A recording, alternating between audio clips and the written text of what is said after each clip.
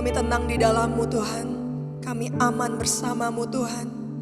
Sebab sekalipun kami belum melihat, hari ini kami memilih untuk tetap percaya. Terima kasih Yesusku, kami menyembah Allah yang hidup.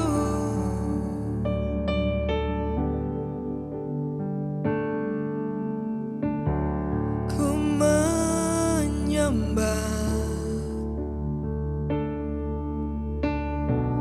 Raja mulia yang berkuasa atas segalanya.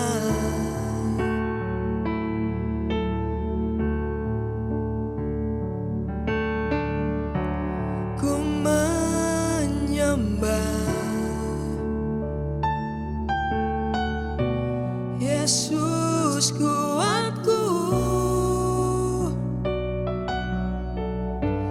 yang berkuasa atas hidupku. Sungguh ku percaya Tuhan, sungguh ku percaya akan kebaikan-Mu.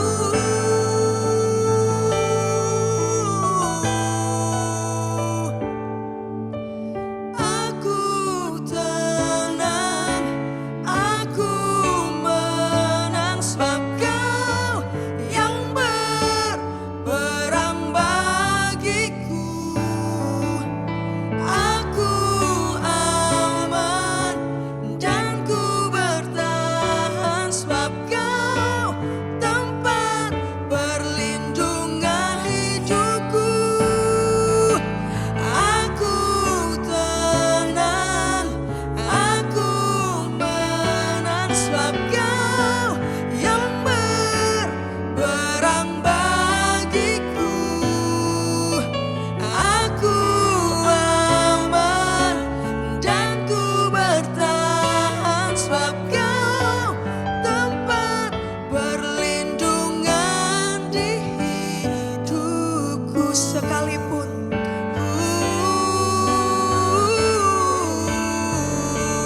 haleluya, kami mau katakan sekalipun ku tak melihat, sekalipun ku tak melihat, ku memilih untuk tetap melangkah, karena Engkau ada bagiku, yang bertahta di hidupku.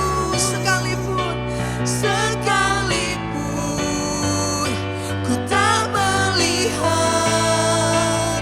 ku memilih untuk tetap melangkah, karena Engkau ada bagiku, yang bertahta di hidupku. Kau kemenanganku.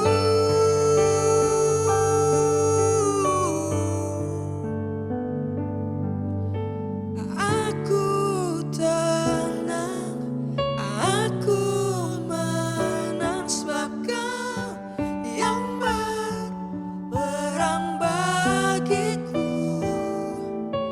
Aku aman dan ku bertahan, sebab Kau tempat perlindungan hidupku.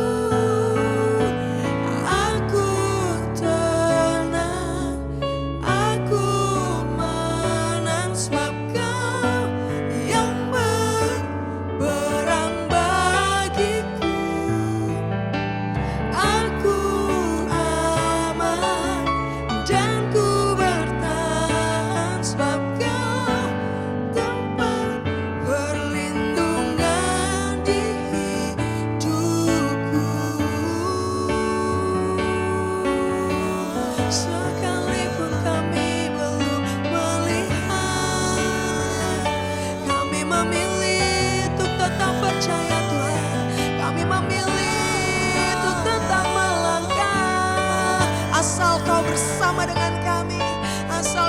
beserta dengan kami Tuhan. Kami aman, kami tenang, kami bertahan.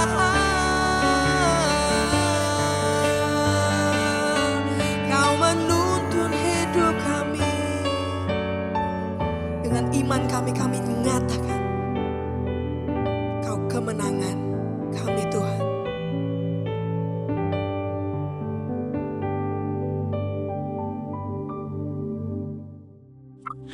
Saudara, hari ini saya rindu membahas pelajaran firman Tuhan dari 1 Timotius pasal 1. Dari ayat pertama sampai ayat yang ke-17 lanjut kepada ayat 20. Tapi saya tidak akan baca semuanya, saudara. Saya akan baca dari, ada 2 topik yang saya mau bahas sih, subtopik, saudara. Yang pertama adalah dari ayat yang ke-3. Dan yang kedua ada di ayat yang terakhir, di ayat yang ke-18 sampai 19 mengenai pengurapan, mengenai nubuat. Nah, saudara, saya akan mulai dari ayat yang ke-3. Ketika aku hendak meneruskan perjalananku ke wilayah Makedonia, aku telah mendesak engkau supaya engkau tinggal di Efesus dan menasihatkan orang-orang tertentu agar mereka jangan mengajarkan ajaran lain. Mungkin saya lanjut ayat ke-4. Ataupun sibuk dengan dongeng dan silsilah yang tiada putus-putusnya, yang hanya menghasilkan persoalan belaka dan bukan tertib hidup keselamatan yang diberikan Allah dalam iman. Saudara, dalam akhir zaman ini banyak orang tertarik dengan ajaran-ajaran lain. Orang tertarik dengan ajaran-ajaran yang memuaskan dirinya sendiri, bahkan ajaran yang tidak penting, yang tidak berhubungan dengan keselamatan. Saya percaya saudara bahwa hanya ada ajaran buat saya di gereja yang paling penting adalah yang pertama adalah ajaran keselamatan. Karena percuma kita berkhotbah, percuma kita melayani kalau tidak ada buahnya, tidak ada orang diselamatkan. And I'm very curious kadang-kadang. Saya agak penasaran. Saya tanya teman-teman juga, bro, kalau in your church atau in your ministry, bagaimana baptisan? Oh, kadang ada, kadang nggak ada. Oh, kalau orang sekarang mau dibaptis gimana? Oh, nunggu tahun depan, nunggu 2 tahun lagi. Wow, that's, why don't we teach about Jesus? Why don't we teach about salvation? Nah, di sini katakan ada ajaran lain. Apa nih? Di zaman Paulus waktu itu, ada orang-orang bukan yang ngajarin Yesus, bukan mengajar mengenai apa itu kan, tertib hidup keselamatan dalam iman. Tahu nggak ngajarin apa, saudara? Dia ngajarin sunat, nggak boleh makan babi, nggak boleh makan ini dan itu. Kalau mau makan harus cuci tangan dulu dan lain sebagainya. Ajaran perjanjian lama yang sebetulnya menurut Paulus ini nggak urgent ya. Jadi Paulus bilang, udahlah, jangan ajar ajaran lain. Ajarin Yesus aja, Yesus udah paling penting. Terus orang tanya, loh pastor kalau sudah terima Yesus apa? Gampang. Yang kedua, yang paling penting adalah begini, yang sudah terima Tuhan diajarkan untuk jadi berkat buat orang lain, jadi dampak di marketplace, berbuah banyak sehingga orang-orang lain yang belum kenal Tuhan bisa kenal Tuhan. Makanya buat saya simpel sekali pengajaran. Ya pengajaran benar itu simpel sekali. Yang pertama keselamatan, yang kedua adalah bagaimana hidup berdampak. Ini aja sebetulnya. Nggak perlulah ajaran-ajaran mengenai apa tuh, silsilah, persoalan belaka ini dan itu, akhirnya yang ada perpecahan. Jadi ini udah dijelaskan Paulus. Ayo saudara, kita mau kembali kepada ajaran yang sehat. Di akhir zaman ini orang akan ajarin saudara aneh-aneh. Makanya saudara jangan pernah bosan dengan firman Tuhan. Firman Tuhan ini ajaran yang benar. Dan firman Tuhan ditujukan untuk memperbaiki kelakuan. Saudara, saya percaya bahwa setiap firman Tuhan berharga buat kita semua. Alright, kita masuk ke ayat ke-18 mengenai nubuatan. Tugas ini kuberikan kepadamu, Timotius anakku, sesuai dengan apa yang telah dinubuatkan tentang dirimu, supaya dikuatkan oleh nubuat itu engkau memperjuangkan perjuangan yang baik dengan iman dan hati nurani yang murni. Oke, lihat 19. Beberapa orang telah menolak hati nuraninya yang murni itu dan karena itu kandaslah iman mereka. Ada 2 hal yang penting di sini. Yang pertama nubuat, yang kedua perjuangan. Kenapa saudara? Banyak orang mengandalkan nubuat. Oh ya, saya pasti berhasil. Kenapa? Ya itu ada bapak-bapak, ada pendeta tuh nubuatin saya. Well, nubuat tanpa perjuangan percuma.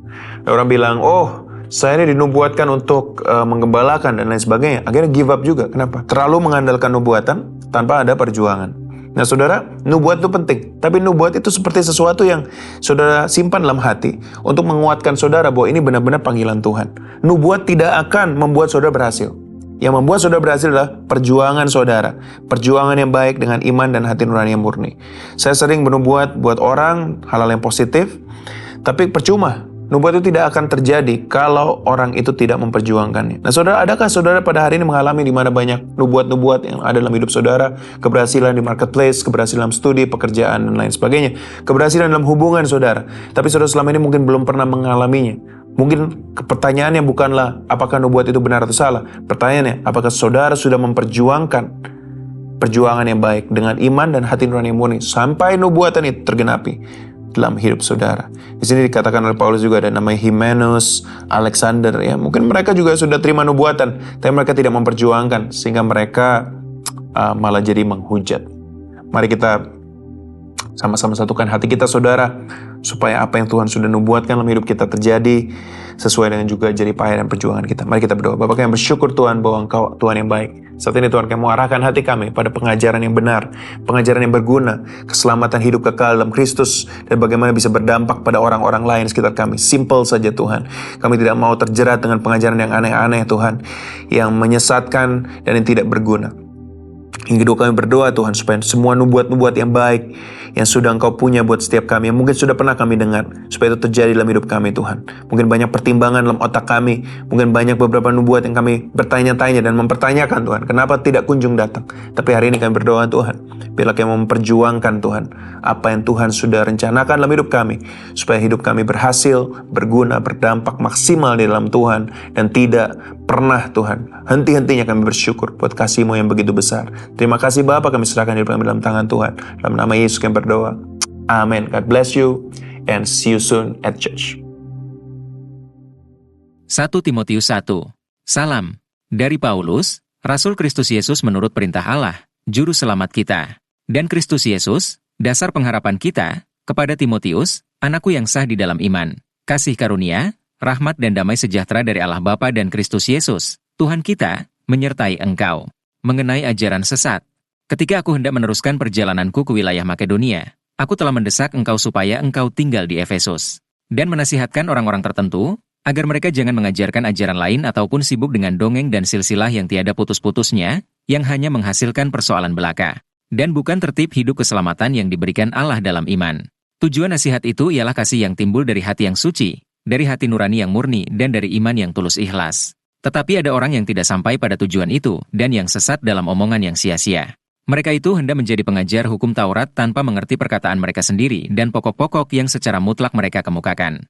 Kita tahu bahwa hukum Taurat itu baik kalau tepat digunakan, yakni dengan keinsafan bahwa hukum Taurat itu bukanlah bagi orang yang benar, melainkan bagi orang durhaka dan orang lalim, bagi orang fasik dan orang berdosa, bagi orang duniawi dan yang tak beragama, bagi pembunuh bapa dan pembunuh ibu, bagi pembunuh pada umumnya, bagi orang cabul dan pemburit, bagi penculik, bagi pendusta, bagi orang makan sumpah dan seterusnya, segala sesuatu yang bertentangan dengan ajaran sehat yang berdasarkan Injil dari Allah yang mulia dan maha bahagia, seperti yang telah dipercayakan kepadaku.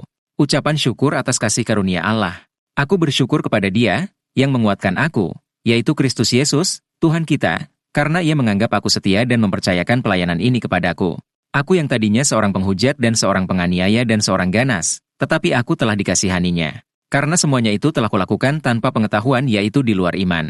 Malah kasih karunia Tuhan kita itu telah dikaruniakan dengan limpahnya kepadaku dengan iman dan kasih dalam Kristus Yesus. Perkataan ini benar dan patut diterima sepenuhnya. Kristus Yesus datang ke dunia untuk menyelamatkan orang berdosa, dan di antara mereka akulah yang paling berdosa. Tetapi justru karena itu aku dikasihani, agar dalam diriku ini, sebagai orang yang paling berdosa, Yesus Kristus menunjukkan seluruh kesabarannya. Dengan demikian, aku menjadi contoh bagi mereka yang kemudian percaya kepadanya, dan mendapat hidup yang kekal. Hormat dan kemuliaan sampai selama-lamanya bagi Raja segala zaman, Allah yang kekal, yang tak nampak, yang esa. Amin. Tugas Timotius. Tugas ini kuberikan kepadamu, Timotius anakku, sesuai dengan apa yang telah dinubuatkan tentang dirimu. Supaya dikuatkan oleh nubuat itu, engkau memperjuangkan perjuangan yang baik, dengan iman dan hati nurani yang murni. Beberapa orang telah menolak hati nuraninya yang murni itu. Dan karena itu kandaslah iman mereka, di antaranya Hymenaeus dan Alexander, yang telah kuserahkan kepada iblis, supaya jera mereka menghujat.